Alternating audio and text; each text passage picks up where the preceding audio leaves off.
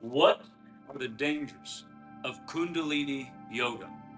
You may have heard some of the horror stories of Kundalini, like yogins bursting into flames when the serpent penetrates the sahasrara, or people phasing out of existence. Well, these things are actually potentialities. I know it sounds crazy, but it's true. However, those are extremely rare events. So don't expect your buddy to burst into flames next to you during a meditation session. The real danger that most people will face when practicing Kundalini deals with your perception of reality. Because when we practice Kundalini Yoga, what we are doing is exploring consciousness. And exploring consciousness is incredibly dangerous because practicing Kundalini can bring about terrible awareness.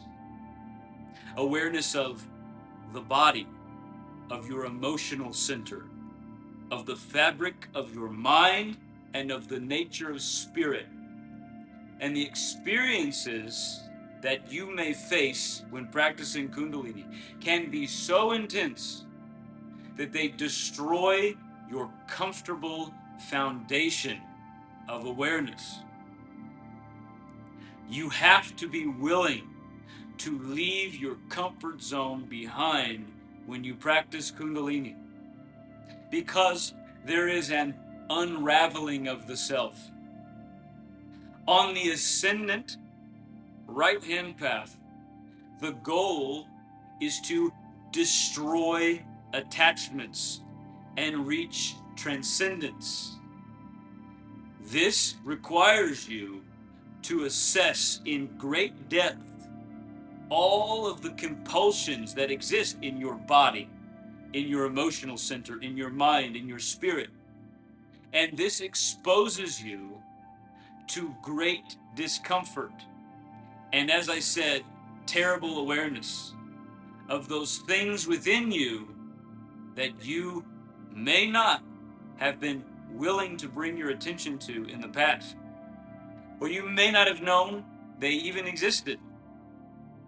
When you start to dissect the self in a scientific manner, which is what we are doing in Tantra, you can begin to question who you are, developing a crisis of identity. And in fact, if you do not practice Kundalini properly, you can come to points of awareness without the proper context. This is the greatest threat for the novice in practicing Kundalini.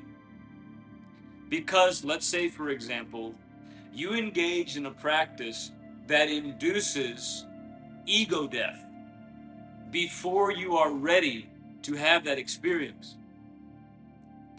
A proper guru will ensure that you are prepared to experience ego death before inducing that state.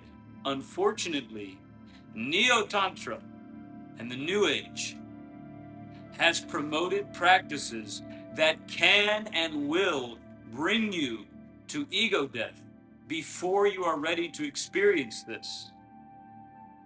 So, imagine there is a man who sits on the couch every day, he's overweight, he never exercises, and one day someone comes into his house, takes him off the couch, drops him in the wilderness with nothing but a pocket knife, and says, "Okay, you must now survive for a month." He might survive, but at the end of that month, he's going to be deeply injured.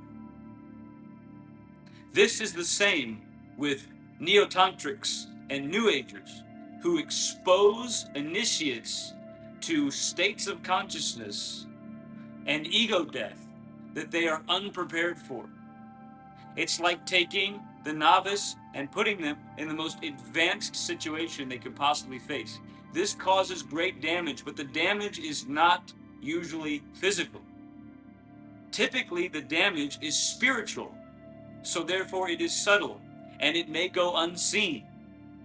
And in the mundane world, the damage that is done to the spirit will often be attributed to the mind, because modern psychology does not possess the awareness of the holistic nature of the self and cannot identify properly spiritual damage.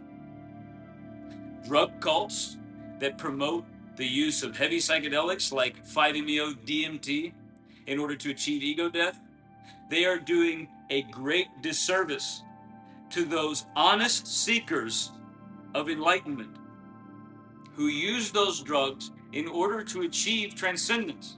But of course, they cannot understand transcendence, and therefore they are like the man who is ripped from his couch and thrown into the wilderness. They do not have the necessary tools, they do not have the necessary foundation in order to survive this experience without incurring great harm.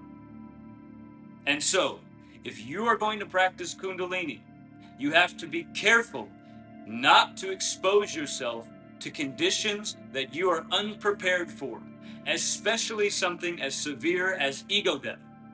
And if you are one of those who have taken that step into territory that you are not prepared for, and you feel lost and frustrated, there are answers.